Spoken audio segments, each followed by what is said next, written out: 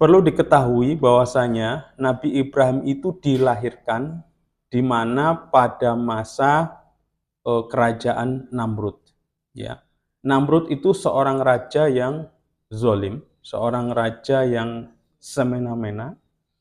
Dan pada waktu itu Raja Namrud itu ceritanya mimpi burung mahkotanya itu dipatok burung. Dan mimpi itu berkali-kali. Dan ditanyakanlah kepada ahli nujum atau peramal. Peramal, sini datang. Kenapa, Paduka? Saya kok mimpi, ya, mahkota saya kok diambil burung. Ya, dicengkram, dipatok burung. Dan itu berkali-kali mimpinya. Ada apa ya, si peramal? Nah, si peramal menjawab, oh, ini agak berat ya, Paduka. Kenapa? Karena berdasarkan mimpi Paduka, kerajaan Paduka sebentar lagi akan runtuh. Maka Paduka merasa geram, siapa yang berani meruntuhkan? Kata si peramal, yang berani meruntuhkan adalah seorang dari rakyat biasa dan lahir tahun ini, katanya. Maka mendengar itu, Paduka membuat si raja tadi, Raja Namrud, membuat peraturan atau pengumuman atau woro-woro kepada seluruh rakyat bahwasanya peraturan pertama itu semua bayi yang lahir pada tahun ini dibunuh. Semua bayi yang lahir pada tahun ini akan dibunuh. Yang kedua, bahwasanya suami istri dalam setahun ini nggak boleh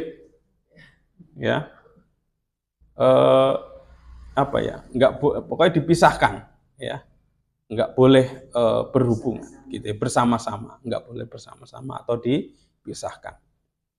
Nah, namanya raja yang zalim dan seenaknya saja, artinya yang penting raja mau bilang apa harus dilaksanakan. Dan benar, semua bayi yang lahir pada saat itu dibunuh. Nah, pada saat itu juga ibundanya Ibrahim, ya istrinya Azar. Azar itu nanti ayahnya Ibrahim, ya. Istrinya Azar itu mengandung, ya, qadarullah mengandung, dan ketika sudah mau melahirkan di tahun itu juga, maka istri Azar ini merasa takut, wah jangan sampai nanti kalau lahir nanti akan dibunuh, karena memang bayi-bayi yang lain juga dibunuh. Maka oleh Azar diantarkan ke dalam gua, ya. Jadi di sana diantar ke dalam gua sampai melahirkan di dalam gua itu. Nah, setelah melahirkan, ya, Ibrahim kecil ini ditinggal, masih bayi ditinggal di dalam gua. Kenapa demikian? Daripada nanti dibawa pulang ke kampung dan tahu bahwasanya itu ada bayi lahir kecil saat itu dan dibunuh di depan ibundanya sendiri, jadi nggak tega, mending ditinggal. Gitu ya. Ditinggal, beberapa minggu kemudian ditengoklah itu bayi. Ya, Azar dan istrinya udah pasrah saja, ya mungkin sudah matilah, kan secara logika, secara nalar manusia, nggak mungkin seorang bayi baru lahir ditinggal di dalam gua sendirian, ya nggak mungkin bisa bertahan hidup. Tapi ketika datang qadarullah, ya, si bayi tersebut yang namanya Ibrahim itu masih hidup dan baru beberapa minggu, ya, itu kelihatannya sudah seperti umur 2 tahun.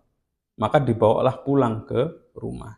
Dan akhirnya selamat, ya. Kenapa demikian? Karena mungkin ini bagian dari kemujizatan Allah Subhanahu wa taala kepada Nabi Ibrahim, ya, yang sejak kecil sudah diperlakukan sedemikian istimewa oleh Allah Subhanahu wa taala. Nah, dalam perjalanannya Nabi Ibrahim berusia 7 tahun, ya. Di dalam ketika usia 7 tahun itu, Nabi Ibrahim mulai bertanya-tanya kepada Azar. Azar ini bapaknya ini seorang seniman patung. Seniman patung, yang patung-patung itu digunakan oleh masyarakat setempat, yaitu di Babilonia, kalau sekarang itu Irak. Itu dijadikan sebagai dewa pemujaan. Ya, jadi patung itu dipuja sebagai Tuhan. Maka seorang Ibrahim kecil ini umur 7 tahun sudah bertanya, ya bapakku, apa yang kau ciptakan ini, apa yang kau buat? Kata bapaknya, yaitu Azar, dia bilang, ini adalah patung-patung yang menjadi Tuhan-Tuhan kita. Katanya seperti itu. Terus ditanyalah ada patung yang paling besar, ya yang paling kalau ini patung apa ini paling besar, telinganya pun lebih besar dari ukuran manusia biasa. Oh kalau ini Tuhannya Tuhan-Tuhan. Nah, seorang Ibrahim kecil ini sudah berpikir dengan kecerdasannya nggak mungkin. Masa seorang patung ya sebuah patung yang dibuat oleh manusia, yang patung itu tidak bisa berbicara, tidak bisa berbuat apa-apa, kok dijadikan Tuhan disembah. Dari situ Ibrahim sudah mulai gelisah sebenarnya, kenapa masyarakat sekarang ini kenapa nggak masuk akal gitu loh, nggak masuk akal. Sampai bilang kepada bapaknya, loh ayah, harusnya ayah yang lebih berkuasa daripada patung itu. Kenapa? Ya karena patung ini kan dibuat oleh ayah. Patung ini nggak bisa buat apa-apa, nggak bisa makan, nggak bisa minum, nggak bisa bicara, nggak bisa ngapa-ngapain. Kenapa malah disembah? Harusnya ayah lebih kuasa dari patung ini. Gitu. Dan kenapa orang-orang menyembah Tuhan dari patung ini yang tidak bisa ngapa-ngapain? Mendengar tidak bisa, ya berbicara tidak bisa. Jadi nggak masuk akal bagi Ibrahim, dan bagi kita juga nggak masuk akal, gitu. Kenapa demikian? Nah akhirnya berkembang terus, berjalan terus dalam diskusi dengan ayahnya tadi, termasuk Ibrahim menanyakan kepada ayahnya, ayah, ini patung terbuat dari apa? Dari batu. Ini dari apa? Dari kayu. Ini dari apa? Dari tepung. Oh ini berarti bisa dimakan? Jangan. Jadi ketika Ibrahim bertanya-tanya tentang patung-patung tadi yang jadi Tuhannya masyarakat saat itu ayahnya sudah ketakutan, sangat ketakutan. Apalagi patung yang paling besar itu namanya patung Marduk. Ya, patung Marduk itu Tuhannya para Tuhan-Tuhan. Jadi mereka membuat patung paling besar itu kepala Tuhan, ya, kepala Tuhan, dan ada patung-patung kecil yang dijadikan Tuhan-Tuhannya. Nah, dalam perjalanan itu Nabi Ibrahim selalu bertanya dan nggak masuk akal, dan pada saat itu sudah oleh Allah hati Ibrahim dijadikan gelisah. Kenapa masyarakat pada saat itu menyembah berhala, menyembah patung yang justru tidak bisa membuat apa-apa. Boro-boro bicara, boro-boro ini ya bergerak sedikit pun tidak bisa. Nah, pada suatu saat Ibrahim itu datang ke tempat pemujaan, sedang ada acara nih ceritanya. Sedang ada acara pemujaan patung-patung tadi. Ya, seorang pendeta mengatakan, hai patung, hai Tuhan berhala, ya, kepada berhala, hai Tuhan, berilah kami rezeki, ya, lindungilah kami, kan gitu ya.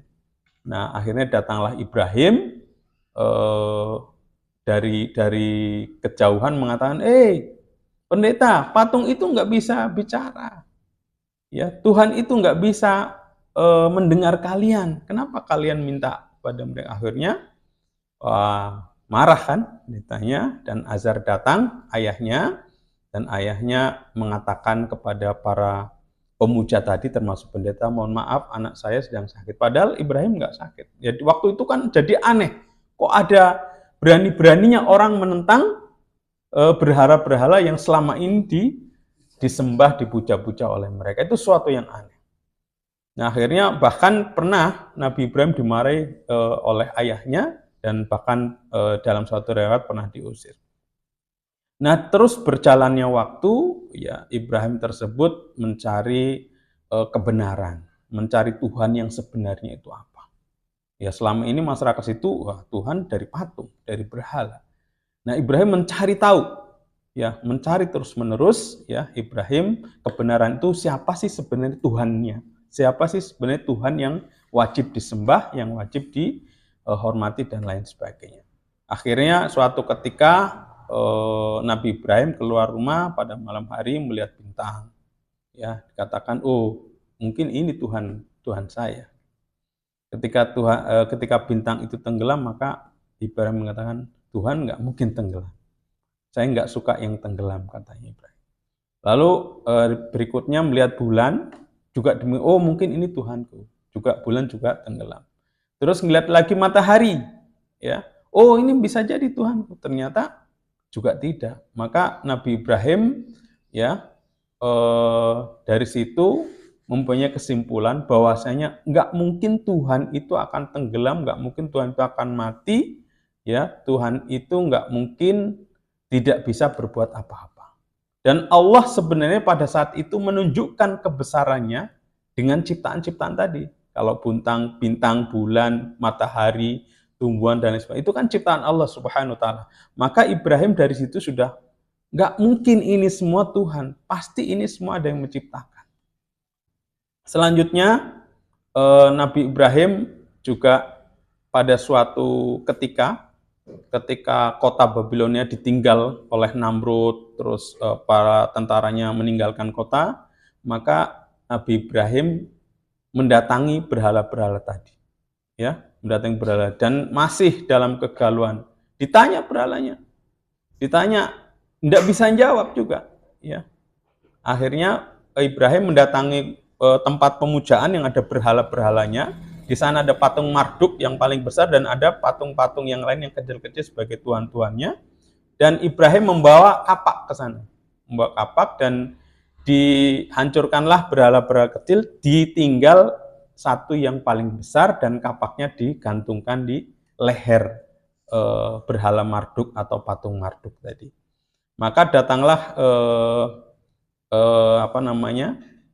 bala tentaranya Namrud, termasuk Namrud, ya, siapa yang menghancurkan ini? Nggak ada yang mengaku. Termasuk Ibrahim, apakah engkau telah menghancurkannya? Tidak. Ya. Tanya aja kepada patung yang masih memegang kapak, yang masih di lehernya ada kapaknya. Kata tentara Namrud, dia bilang, enggak, mana mungkin, dia kan nggak bisa bicara, gitu. Dia kan nggak bisa melakukan apa-apa. Kenapa disuruh nanya dan disuruh memastikan bahwa patung yang paling besar itu yang membuat kerusakan patung yang lain? Nah, sama Ibrahim dijawab, lah kalau udah tahu nggak bisa bicara, nggak bisa berbuat, ya, nggak bisa meyakinkan, nggak bisa melindungi patung-patung yang lain, kenapa kalian sembah? Nah, dari situ marah Raja Namrud dan memerintahkan Ibrahim disuruh dibakar. Ya, Ibrahim dibakar. Ya, akhirnya Ibrahim atas kuasa Allah, api yang membakarnya terasa dingin, tapi dinginnya itu dingin yang menyelamatkan, nggak sampai membeku, ya. Nah, dari situlah masyarakat masih juga belum percaya. Hanya 2 orang yang percaya, ya, atas dakwah Ibrahim saat itu, yaitu yang pertama Sarah, yang kedua Lut. Sarah itu nanti akhir menjadi istrinya Nabi Ibrahim, sedangkan Lut itu nantinya menjadi nabi, ya, menjadi nabi. Nah, setelah itu di Babilonia itu terjadi paceklik, maka Ibrahim dan Sarah yang sudah menjadi istrinya datang ke Mesir untuk mencari bahan makan, untuk mencari bahan makanan. Nah, datang ke Mesir sampai ketemu dengan Raja Mesir. Setelah itu Ibrahim mendapatkan hadiah pelayannya. Raja Mesir itu suruh membawa sebagai yang membantu nanti di Mesir. Ketika itu setelah dari Mesir, Ibrahim menuju Palestina dan tinggal di Palestina di sana, yaitu Sarah istrinya dan Hajar sebagai pelayannya atau pembantunya. Nah, karena usia sudah tua, Sarah mengatakan kepada Ibrahim, termasuk Sarah sudah tua, kayaknya kok tidak mungkin punya anak gitu ya.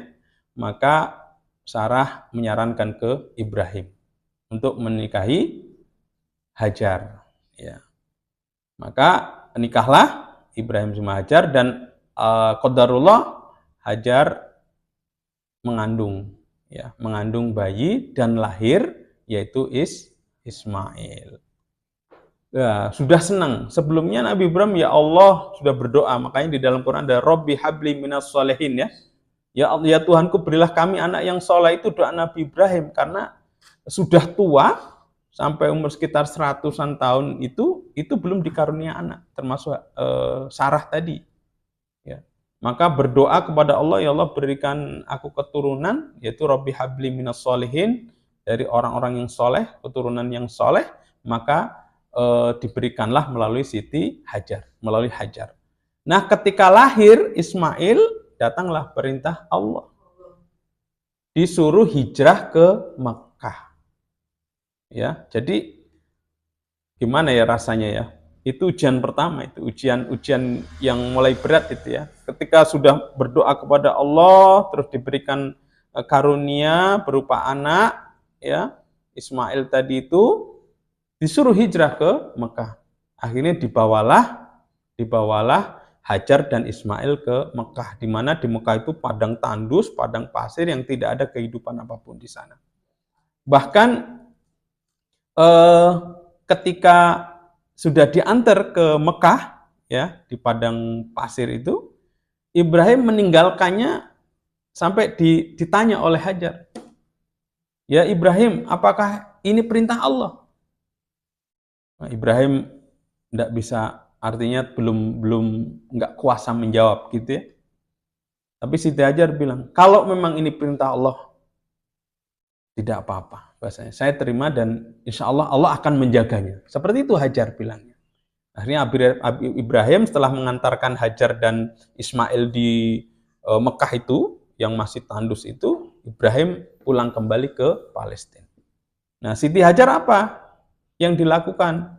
Nah, ketika perbekalan habis, air minumnya habis, perbekalan makanannya habis, maka Siti Hajar mencari air yang pertama karena kehausan Ismail ya. Ya, lari ke Bukit Safa. Kelihatannya kok ada air, ternyata nggak ada. Kembali lagi ke Bukit Marwa sampai berkali-kali, diriwayatkan itu sampai 7 kali.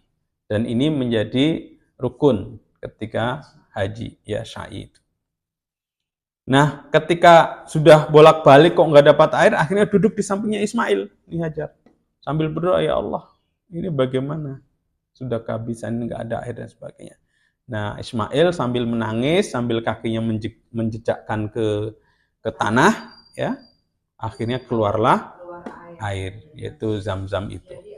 Nah, maka dari itu, setelah itu, ya diberikan minum, ya termasuk Hajar juga minum, ya. Dan akhirnya lama-lama para musafir itu menghampiri di situ karena di situ ada air. Tandanya apa? Burung yang berterbangan di atas itu, musafir tahu tandanya itu. Oh, kalau ada burung sama berarti di sana ada air. Maka musafir selalu mampir ke situ. Perjalanan dari Madinah, Madinah dari selatan ke utara mesti mampirnya di situ. Kenapa? Karena ada air. Lama-lama menjadi perkampungan yang subur. Ismail tumbuh menjadi pemuda.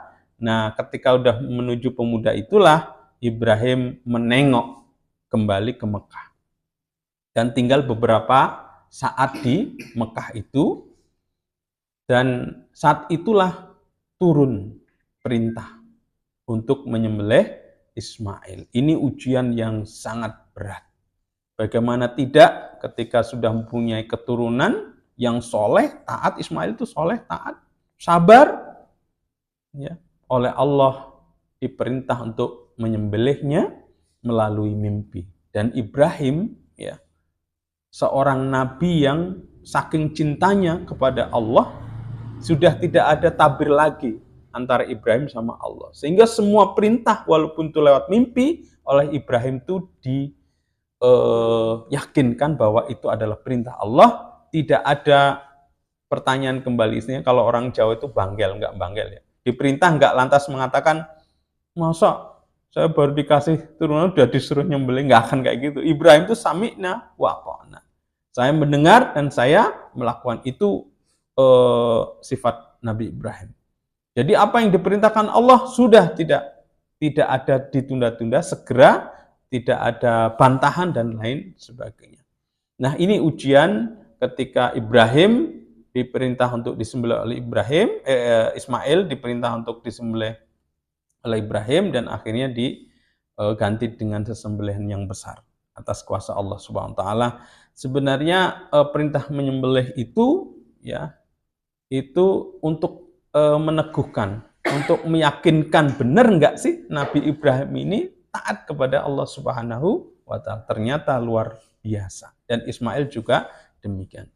Ibu-ibu yang dirahmati Allah Subhanahu wa taala, ujian yang paling besar, ya, adalah menyembelih yang namanya anaknya sendiri, ya. Walaupun akhirnya tidak jadi disembelih dan diganti dengan sesembelihan yang besar.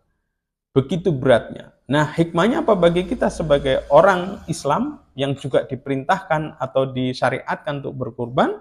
Maka berkorban juga menjadi bagian ujian buat kita. Apakah kita melakukan atau tidak? Ya, berat atau ringan tergantung bagaimana keyakinan kita kepada Allah Subhanahu wa taala. Ibu-ibu yang dirahmati Allah Subhanahu wa taala, pelajaran yang bisa kita ambil dari kehidupan Nabi Ibrahim alaihissalam itu ada 5, saya rangkum. Yang pertama adalah beliau itu orang yang gigih dalam mencari kebenaran atau tauhid. Jadi kebenaran yang seperti apa? Kebenaran tauhid. Bahwasanya mengesahkan Allah sebagai Tuhan yang wajib disembah oleh seluruh umat manusia. Itu ajaran tauhid yang Ibrahim cari. Maka sejak kecil, sebagaimana yang tadi sudah saya ceritakan, Ibrahim selalu bertanya kepada ayahnya dan gelisah melihat situasi kaumnya menyembah berhala. Dan saat itulah sebenarnya sudah menjadi motivasi Ibrahim untuk mencari kebenaran tauhid, ya, mengesahkan Allah Subhanahu wa taala.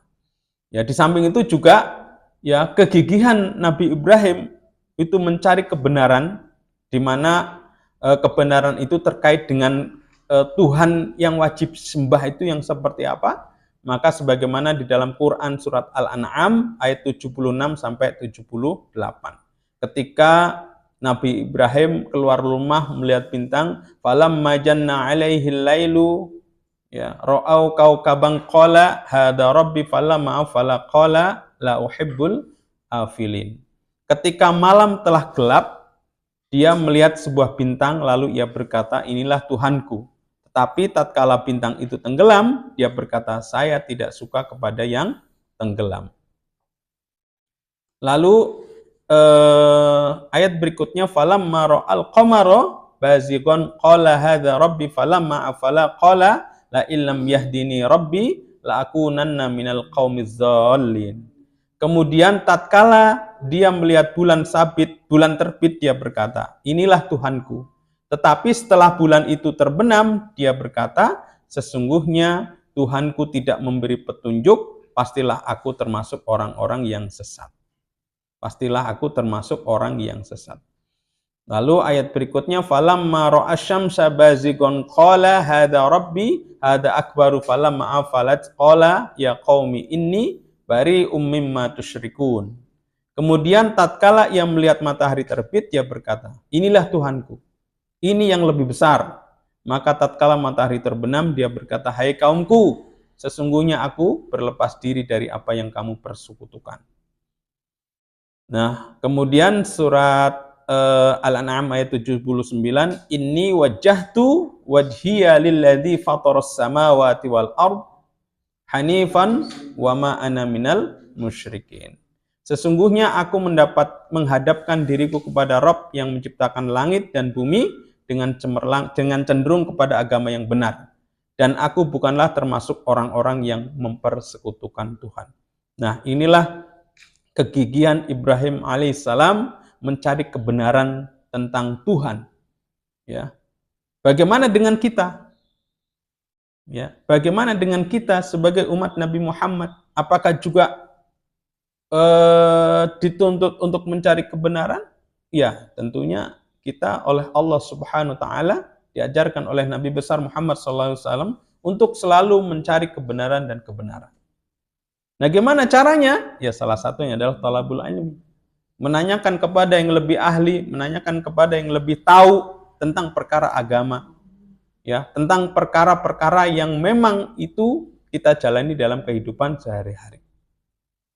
Dan kita harus bisa memastikan bahwa apa yang kita dapat, ya, apa yang kita peroleh tentang Allah Subhanahu wa taala itu harus benar-benar berasal dari orang atau ulama yang memang mempunyai kompetensi untuk itu.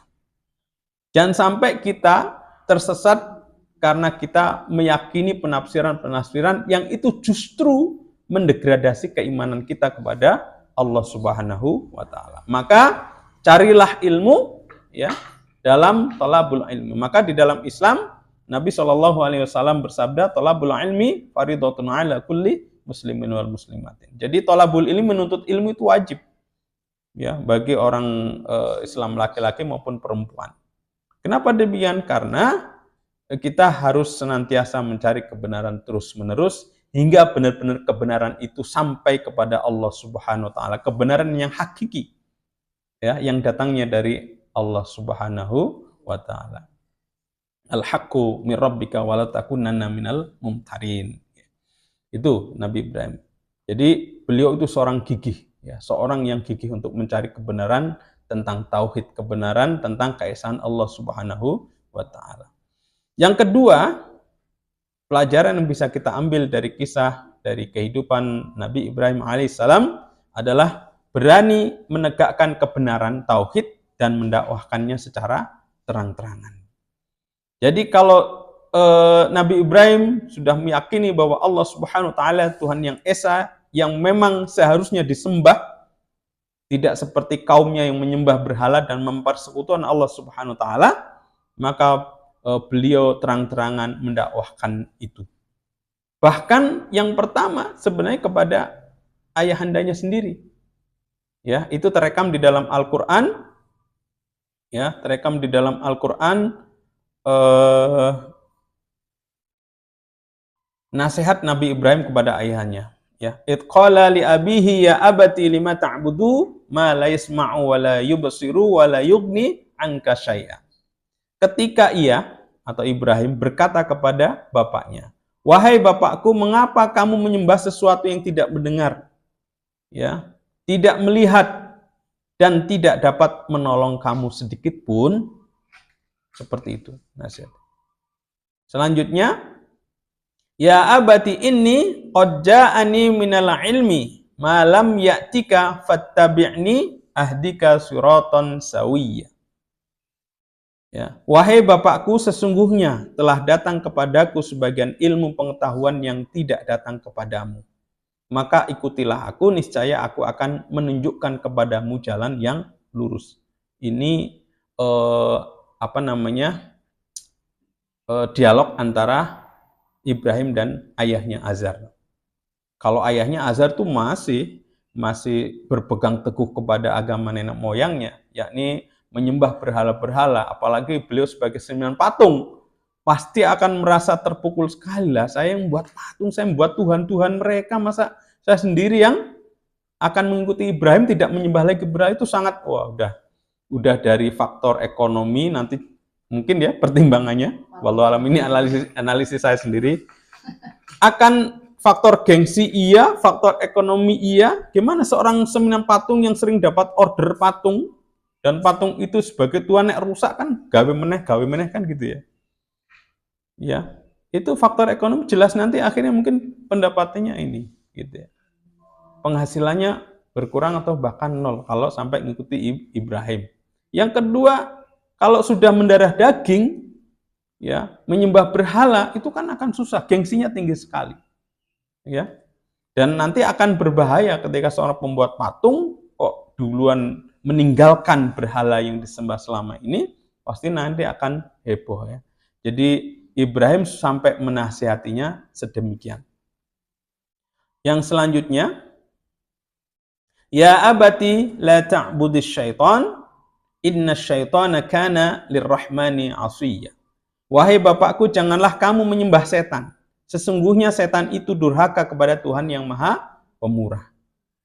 Ya abati inni akhafu ayyamassaka 'adzabun minar rahmani fatakuna lisyaitani waliya.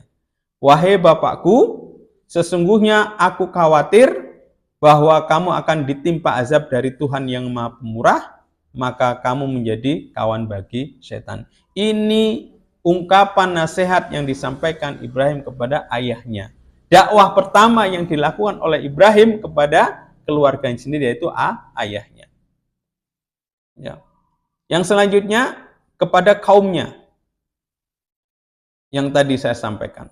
Lalu dakwah yang luar biasa juga Nabi Ibrahim, tidak hanya kepada kaumnya tapi kepada Raja Namrud, sehingga sampai dibalas dengan dibakar, ya, Masya Allah. Jadi ketika ketika Raja Namrud merasa terhina karena patung-patungnya sudah dihancurkan oleh Ibrahim dan dipermalukan, ya. Ketika dipermalukannya gini, jadi Nabi Ibrahim mengalungkan kapaknya di leher patung yang paling besar, dan para tentara menginterogasinya, "Hei Ibrahim, siapa yang menghancurkan ini?" Gitu kan. "Kamu ya?" "Oh enggak, tanya aja kepada patung yang paling besar yang masih ada kapak di lehernya," katanya.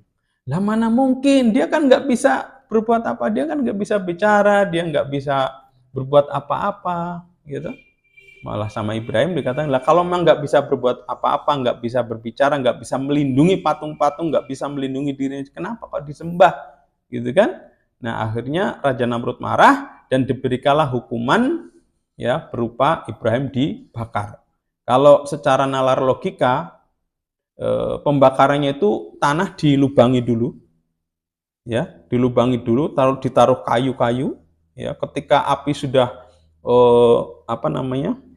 menyala besar gitu, Ibrahim dilemparkan pakai alat, dilemparkan ke kobaran api tersebut. Dan secara nalar waktu itu nggak mungkin Ibrahim nggak terbakar, bahkan mungkin jadi abu lah, sampai kira-kira demikian. Karena apa? Kalau tanah dilubangi terus dibuat kayak tungku gitu kan, otomatis di situ akan panasnya akan lama, bahkan orang mengatakan, wah itu kalau api kayak gitu kayaknya susah matinya lama kan. Mesti Ibrahim itu bisa jadi abu gitu. Nah, atas kuasa Allah di dalam Quran surat Al-Anbiya ayat 68, ya, Allah berfirman, qalu harrakuhu wangsuru li alihatikum in kuntum fa'ilin, ya. Mereka berkata, bakarlah dia. Jadi Nabi Ibrahim disuruh dibakar, bakarlah dia dan bantulah Tuhan-Tuhan kamu. Diceritakan di dalam Al-Quran bahwasanya Allah mengatakan bahwasanya mereka berkata, ya, bakarlah dia dan bantulah Tuhan-Tuhan kamu jika kamu benar-benar tidak bertindak. Jadi oleh tentara Namrud, oleh Raja Namrud, Ibrahim disuruh dibakar, bakarlah dia, ya. Jadi dan diece lah Tuhannya Nabi Ibrahim, istilah diece, ya, bantulah tuh, biar Tuhan kalian tuh, biar Tuhan kamu tuh membantumu kan gitu, ya. Maka Allah SWT berfirman di dalam Quran surat Anbiya ayat 69, kulna ya narukuni bardaw wasalaman ala Ibrahim. Kami berfirman, hai api, menjadi dinginlah dan menjadi keselamatanlah bagi Ibrahim. Jadi api itu disuruh menjadi dingin, dan dinginnya itu dingin yang menyelamatkan. Kalau hanya sampai dingin saja bisa jadi membeku. Tapi alhamdulillah setelah api sudah mulai surut gitu, Ibrahim keluar dan orang-orang pada kaget, ya. Dan inilah dakwah Ibrahim yang tantangannya adalah dibakar. Gimana dakwah kita? Bu, balighu anni walau ayat. Sampaikanlah walaupun hanya satu ayat. Ya, qulil haqqu walau kana muron. Katakanlah yang hak, yang benar sekalipun itu pahit. Bagaimana dengan kita? Ya, sudahkah kita menyampaikan kebenaran kepada keluarga kita, kepada suami-suami kita, kepada anak-anak kita, kepada ibunda kita, kepada ayahanda kita, kepada sedulur-sedulur kita, kepada tetangga kanan kiri kita. Yang ada kita sudah takut, ya. Yang ada kita sudah pekewuh, ya toh? Lah ngajak-ngajak kebaikan we pekewuh. Terus gimana? Ya, boro-boro menyampaikan satu ayat. Nabi Ibrahim lo dibakar, Bu. Ya. Sampai dibakar, kita paling banter dibakar dengan omongan gitu. Nabi Ibrahim dibakar dengan api yang mustahil secara nalar manusia itu Ya, bisa selamat. Tapi karena keyakinannya Ibrahim kepada Allah, saking cintanya Ibrahim tidak ada sekat lagi dengan Allah, maka Allah menyelamatkan Ibrahim. Kalau kita yakin bahwa yang kita sampaikan adalah suatu kebenaran, ya aja wedi. Ya, kulil haqqu walau kana muran. Resiko terkecil dakwah kita diomelin atau digrenengi atau dibilang sok alim, sok pinter. Itu resiko terendah. Resiko terendah. Masih nggak berani juga. Masya Allah. Ngajak-ngajak, ayo ngaji Bu Siti, ngono wis ora penak. Ya toh? Ngajak-ajak, ayo ngaji. Ayo kemana ya? Nah, tapi gini yang perlu kita garis bawahi, karena kita tidak mau resiko, maka caranya lihat situasi dan kondisi. Kalau hanya sekedar memberi contoh, nunggu sadarnya ora sadar-sadar.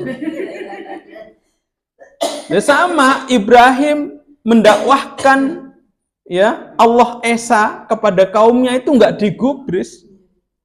Kalau Ibrahim lantas diam, aku nggak contoh wae ngasih ini, tambah-tambah, nggak bakalan gitu. Udah gitu aja hanya 2 yang percaya dengan dakwah Ibrahim saat itu, sampai ditinggal ke Mesir lalu ke Palestina hanya 2. Nah kita resiko terendah diomelin aja udah ini ya kan gitu. Nah, nge-share flyer yang sudah dibuat aja sudah, aduh, rapena. Deg-degan, ya toh? Masya Allah. Wong yang buat flyer lu bukan jenengan. Ya? Nah, itu. Maka kalau kita ada informasi kebaikan yang memang itu jelas insya Allah suatu kebaikan, bukan sesuatu yang belum jelas ya, itu silahkan di-share. Ya. Tapi saya nggak enak itu ragu ya. Ya itu, makanya kuatkan iman dulu, yakin kepada Allah bahwa ini suatu informasi yang baik, maka silahkan di-share di status panjenengan semua. Inilah bagian dari mencontoh dakwah Nabi Ibrahim. Kalau Nabi Ibrahim sampai dibakar, ya kita ya resiko terendah tadi itu digrenengi uang, kan gitu ya. Ya gitu. Tapi orang kok ngajak kebaikan kok pada darah kok belajar kemaksiatan malah cepat ya Pak. Kalau kemaksiatan itu Bu, kemaksiatan itu nggak usah diajak, ya. Kemaksiatan itu nggak usah diajak, orang udah pada ngikut, ya. Ya. Kalau Ibrahim waktu itu nggak berdakwah kepada kaumnya, ya tidak akan mungkin kaumnya itu mengikuti Ibrahim untuk menyembah Allah dan Rasul. Menyembah Allah Subhanahu wa taala. Mereka akan tetap menyembah berhala. Bahkan ayahnya sendiri menentang.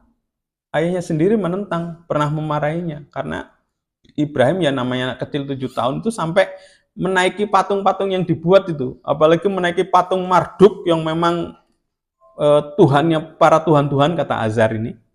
Wah, marah besar Azar ini, ayahnya Ibrahim. Ya namanya anak kecil ya biasa mainan dengan patung-patung itu, dimarahi. Ya. Karena bagi Azar itu sampai kalau anaknya main dengan patung sampai dia minta ampun gitu kepada patung itu. Nah, itu. Jadi yang pertama gigih mencari kebenaran, yang kedua gigih atau berani menyebarkan atau dakwah tauhid. Ya. Nah, mari kita contohlah. Yang paling ringan aja, kalau ada flyer pengajian dan dibuat, share. Ya. Kecuali kalau pengajian ini adalah pengajian isinya nggak benar ya, nah, itu monggo di-skip ya, di-skip. Tapi kalau insya Allah suatu kebenaran, ya, mari kita bersama-sama untuk nge-share bareng-bareng. Nek bareng-bareng, nek keruyuan kan lebih pede ya toh. Kalau kita bareng-bareng nge-share-nya kan pede ya toh, daripada sendiri-sendiri nanti diterkam serigala kan gitu. Maka marilah kita selalu bergerombol dalam hal kebaikan. Ya. Wa ta'awanu 'alal birri wat taqwa wala ta'awanu 'alal itsmi wal udwan. Ya, tolong menolonglah dalam kebaikan dan takwa dan jangan tolong menolong dalam kesesatan dan dosa. Ya, kadangkala tolong menolong dalam kesesatan dan dosa itu lebih menarik gitu ya. Kelihatannya iya tuh. Daripada tolong menolong dalam kebaikan ya dan takwa. Ya monggo lah, mari kita bersama-sama untuk hal ini semua kita resapi di dalam hati kita ya untuk bisa mencontoh apa yang dilakukan oleh Ibrahim alaihis salam. Ya nggak usah seperti Ibrahim lah. Ya yang kecil-kecil aja yang kita bisa. Oke, itu yang kedua mendakwahkan. Yang ketiga, Nabi Ibrahim itu adalah nabi yang mencintai Allah di atas segalanya. Menomorsatukan Allah di atas segalanya. Bahkan anaknya sendiri pun karena itu perintah Allah untuk menyembelih, maka bagi Ibrahim ya sudah sami'na wa ata'na. Saya dengarkan, saya laksanakan. Padahal disuruh menyembelih anaknya sendiri. Dan ini sebenarnya untuk pembuktian Ibrahim benar-benar cinta kepadaku kata Allah atau tidak. Gitulah. Ternyata benar-benar Ibrahim cintanya kepada Allah melebihi seluruhnya. Gitu ya. Jadi ketika Allah merintahkan, misalnya perintah disuruh hijrah dari Palestina ke Mekah, yaitu mengantarkan Hajar dan Ismail, ya dilaksanakan. Bahkan ditinggal, masih punya bayi coba. Ya, ditinggal karena ini perintah Allah. Ya, oke. Maka di dalam Quran surat As-Saffat yang terkenal ketika Nabi Ibrahim mendapatkan mimpi untuk menyembelih anaknya, walamma balagha ma'ahu sa'ya qala ya bunayya inni ara fil manami anni adbahuka fanzur madza tara qala ya abati fa'al ma tu'maru satajiduni insyaallahu minas sabirin. Jadi manakala anak itu yaitu Ibrahim sampai pada umur sanggup itu ya sudah menuju ya pemuda, menuju dewasa gitu ya, istilahnya sudah bisa membantu ayahnya, sudah bisa membantu ibundanya ya. Berusaha bersama-sama Ibrahim berkata, "Hai anakku, sesungguhnya aku melihat dalam mimpi bahwa aku menyembelihmu.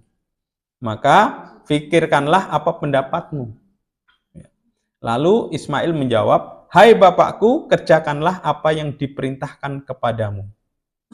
Insya Allah kamu akan mendapatiku termasuk orang-orang yang sabar." Ini Quran surat As-Saffat ayat 102. Jadi dialog ketika Nabi Ibrahim mendapat mimpi untuk menyembelih Ismail, mendapat perintah melalui mimpi untuk menyembelih Ismail, dan ditanyakan kepada Ismail, ya, maka bagaimana pendapatku dan pikirkan. Kata Ismail juga karena anak yang taat, anak yang soleh, dia menjawab, "Hai bapakku, kerjakanlah. Kalau ini memang perintah Allah kepadamu, ya lakukan. Insya Allah nanti kamu akan mendapatiku termasuk orang-orang yang sabar." Masya Allah. Jadi bapak karo anak itu satu frekuensi. Orang sekarang satu frekuensi. Ya kalau bisa demikian. Coba kalau anak yang durhaka, nggak mau, masa ayah tega bener? Ya ternyata di dalam satu riwayat, ya ketika mau terjadi penyembelihan itu, ya namanya setan itu, ya itu mengganggu, mempengaruhi Ibrahim, mempengaruhi Ismail, mempengaruhi Hajar, mempengaruhi Ismail. Tega bener tuh ayahmu, ya udah lama meninggalkanmu, datang malah mau menyembelihmu, jangan mau kan itu godaan setan seperti itu, ya jin ifrit, ya. Jadi mempengaruhi Ismail, terus mempengaruhi Ibrahim juga gitu. Masa kamu nggak tega sih Ibrahim? Ini anakmu sendiri, nah gitu. Lalu mempengaruhi Hajar juga demikian. Itu suamimu Ibrahim tega-tega membunuh anakmu, kamu nggak tega kan gitu, bahasanya seperti itulah. Akhirnya sama Siti Hajar dilempar kan pakai kerikil, itu menjadi syariat jumroh ya kalau kita melaksanakan ibadah haji. Nah, betapa ujian, perintah sekaligus ujian ini sangat menekan sebenarnya jiwa Ibrahim. Tapi karena kecintaannya melebihi segalanya, maka beliau tetap melaksanakan perintah Allah. Dan Allah ketika sudah mau menyembelih Ibrahim, sudah dibaringkan, sudah mau kres gitu, Allah menggantinya dengan sesembelihan yang besar. Ada yang bilang kibas, ada domba dan lain sebagainya. Dan Allah mengatakan kepada Ibrahim bahwa engkau benar-benar sudah membuktikan, istilahnya sudah menerima perintahku gitu ya. Artinya membuktikan mimpimu gitu ya. Artinya apa? Walaupun itu mimpi tapi itu kebenaran. Ya, mimpi bagi nabi itu sebuah wahyu dan itu benar adanya. Jadi membenarkan mimpi. Jadi wahai Ibrahim, kau telah benar-benar membenarkan mimpi. Artinya apa? Allah sudah mengujinya dengan ternyata Ibrahim benar-benar melaksanakan apa yang diperintahkan Allah Subhanahu wa taala. Sekalipun itu berat sekali. Ya, bagi kita bagaimana? Untuk berkorban. Kalau Nabi Ibrahim mengorbankan anaknya, bagi kita bagaimana? Ya, bagi Ibrahim berat sekali. Ya, bagi Ibrahim berat sekali. Ya, kenapa oleh Allah dipilihnya anaknya untuk sembelih sebagai contoh, sebagai syariat yang kemudian menjadi syariat kurban? Ya, kalau mungkin syariatnya langsung disuruh motong sapi atau kambing, zaman-zaman itu sudah biasa. Ya, kayak Qabil Habil itu kan disuruh berkorban juga kan? Itu kan hewan, benda. Tapi ini anaknya Ibrahim, Masya Allah. Lalu walaupun diganti dengan kibas tadi. Nah, bagi kita yang bisa kita ambil, kita bisa nggak mendahulukan Allah sebagai satu-satunya. Mencintai Allah di atas segalanya. Dengan membuktikan bahwasanya kita salah satunya dengan disyariatkan untuk berkorban.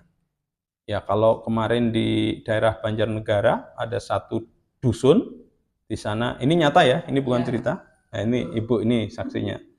Satu dusun itu 75 ekor, yang tahun ini itu sudah berlangsung bertahun-tahun. 75 ekor sapi dan kambingnya sekitar 250 sekian ekor.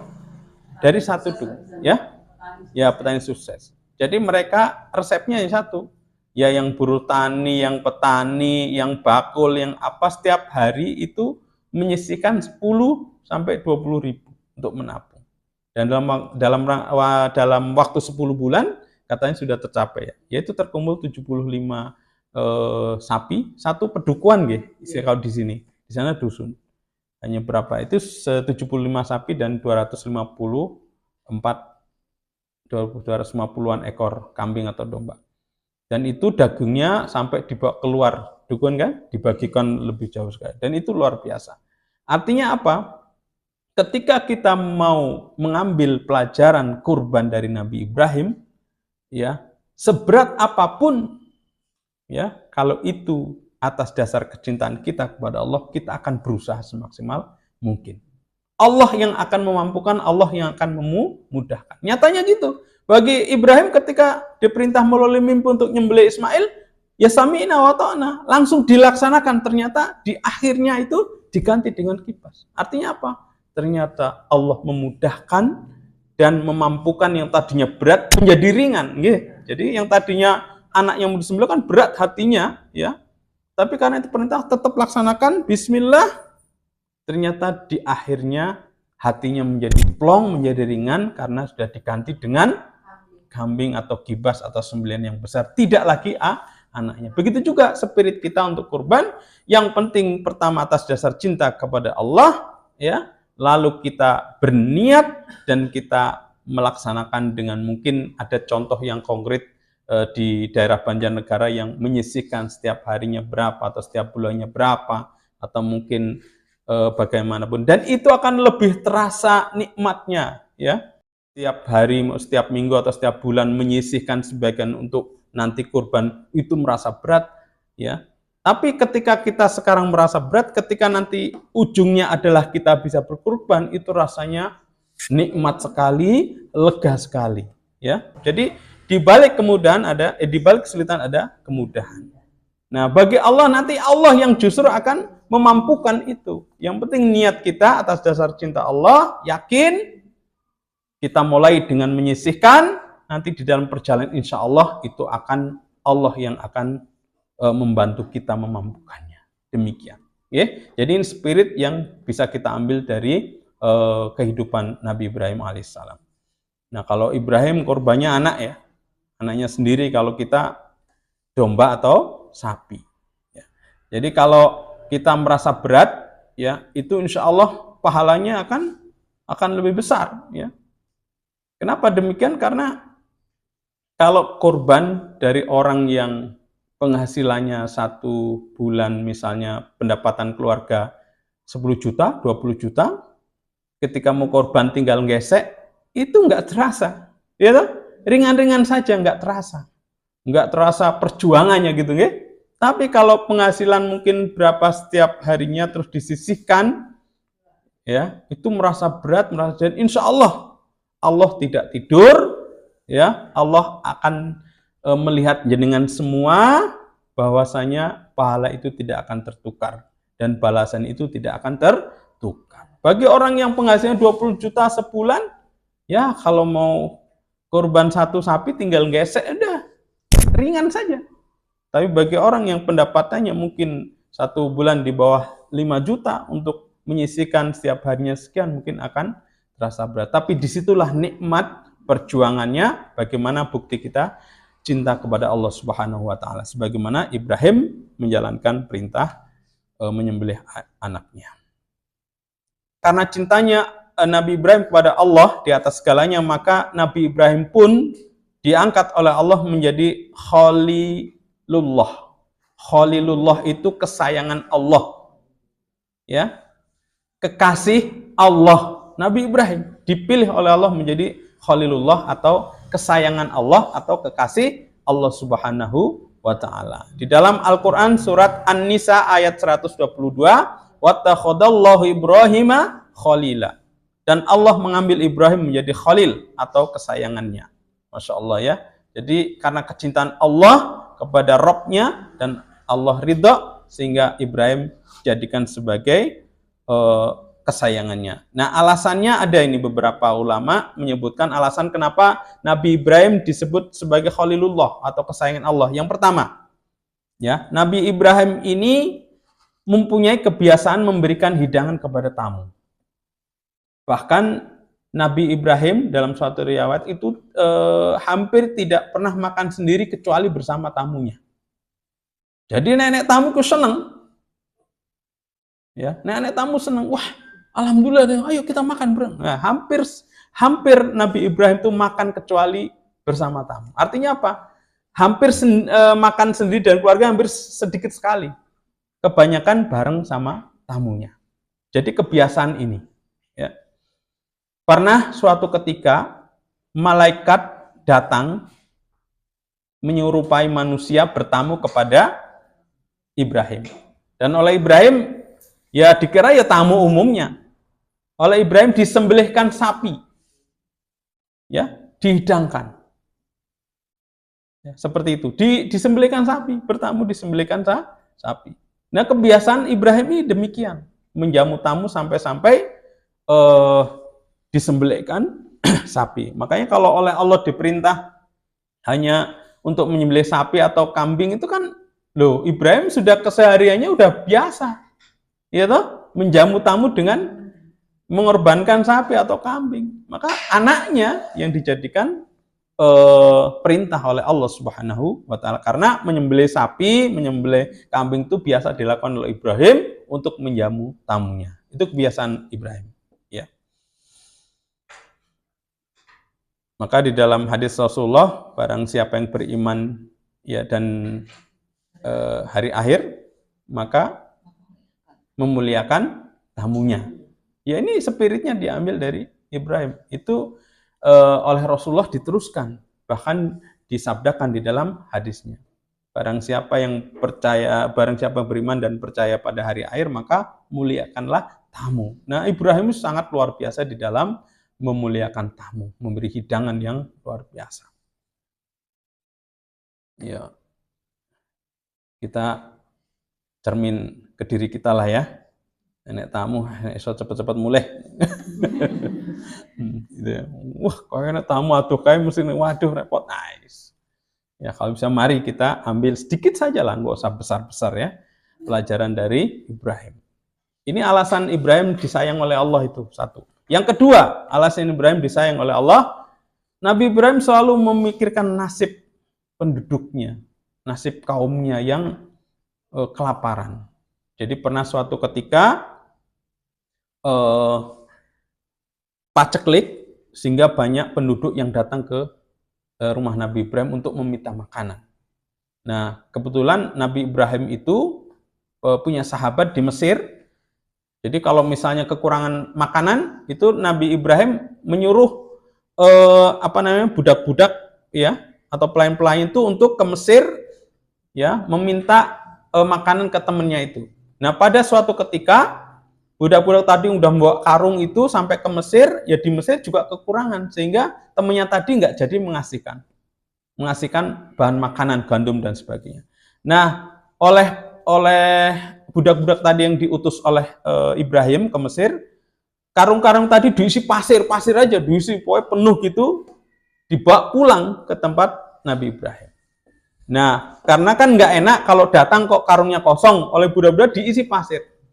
Nah, ketika diisi pasir, dibawa ke Ibrahim, terus pokoknya nggak bilang apa, pokoknya ditumpuk saja.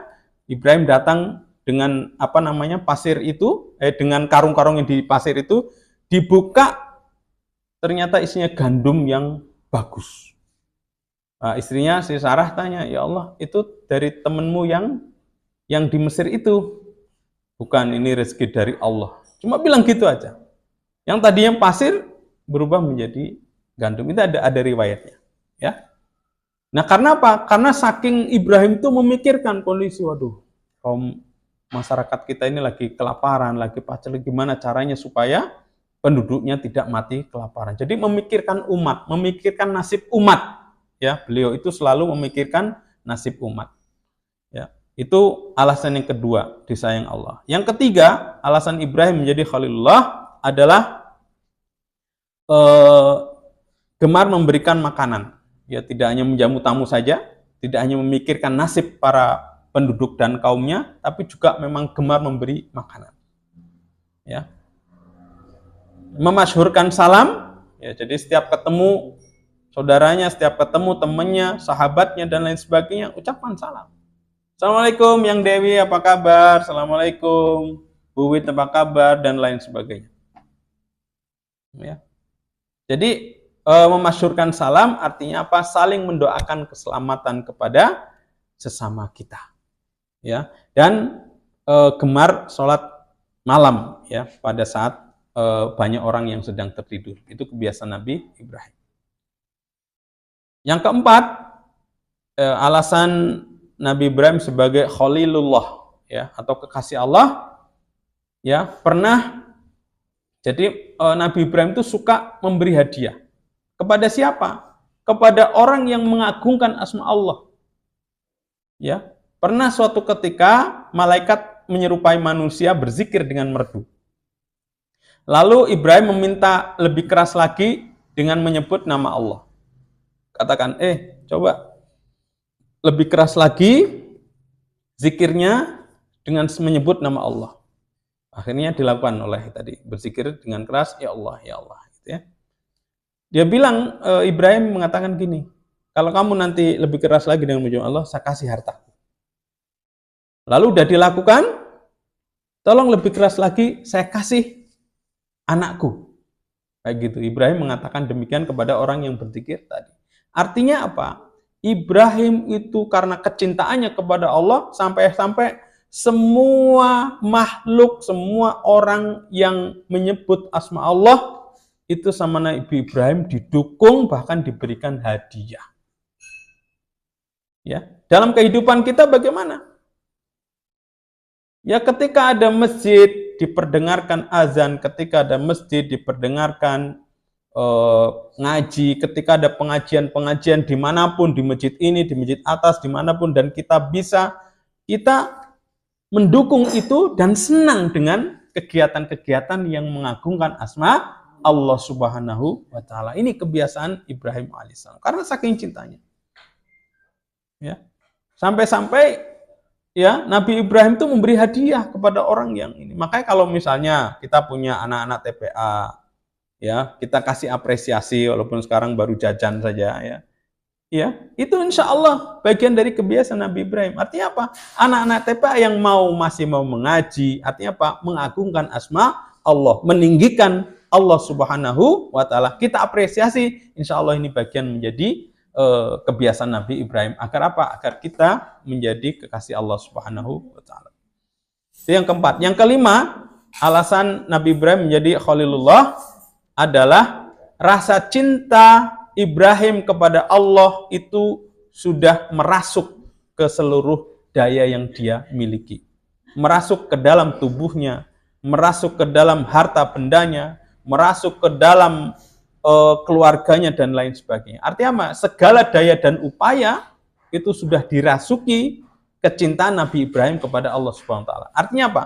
Kalau sudah urusan dengan Allah, semua hartanya, semua keluarganya itu semua diberdayakan untuk Allah Subhanahu wa taala. Hartanya, uangnya, makanannya, ya, dan lain sebagainya itu saking cintanya kepada Allah yang sudah berurusan dengan Allah Subhanahu wa taala itu semua diberdayakan untuk ke sana. Ya, misalnya untuk membangun masjid, untuk pengajian, untuk korban, untuk apapun itu, untuk mengagungkan Allah, semua ibaratnya ditumpahkan ke sana semua. Ini namanya tahallul. Tahallul itu merasuk ke dalam seluruh daya yang dimiliki Nabi Ibrahim. Merasuk ke dalam dirinya, harta bendanya, dan lain sebagainya. Isinya apa? Kalau sudah ada urusan dengan Allah, itu dirinya, anaknya, istrinya, hartanya itu tidak sayang lagi, tidak eman-eman lagi gitu loh maksudnya. Semua untuk Allah Subhanahu wa taala. Tadi udah dibuktikan. Diperintah ke Mekah yang tandus ditinggal sama anaknya, oke, jalan. Menyembelih, oke. Kalau ada tamu, memberi makan dan lain sebagainya. Ini namanya tahallul, ya, kecintaan Ibrahim kepada Allah sudah tahallul atau merasuk ke dalam seluruh daya yang dipunyai oleh Ibrahim. Selanjutnya, pelajaran yang bisa kita ambil dari Ibrahim yang keempat adalah taat, patuh, hanif, khusyuk dan istiqomah dalam beribadah kepada Allah Subhanahu wa taala. Jadi Ibrahim adalah nabi yang taat, patuh, hanif, ya, khusyuk dan istiqomah dalam beribadah kepada Allah Subhanahu wa taala.